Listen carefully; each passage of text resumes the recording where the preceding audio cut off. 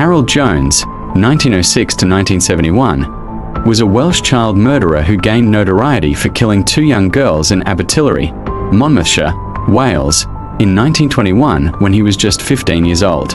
Here are the key details about his crimes and life.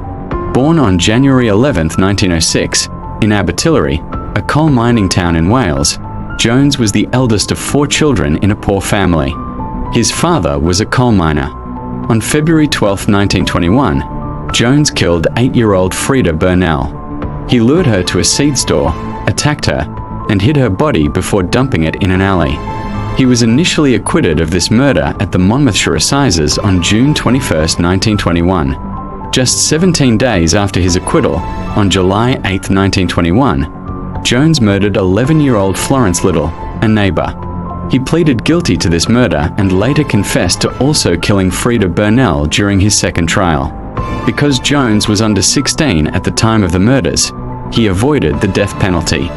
Instead, he was sentenced to be detained at His Majesty's pleasure on November 1, 1921. Jones was released from HM Prison Wandsworth on December 6, 1941. After his release, he married and fathered a child, living a relatively quiet life until his death from bone cancer in Hammersmith, London, on January 2, 1971. After his acquittal for the murder of Frida Burnell, Jones was welcomed back to his hometown with cheers from the locals, even being gifted a gold watch to celebrate his acquittal. Decades later, in 2019, a criminologist named Prof.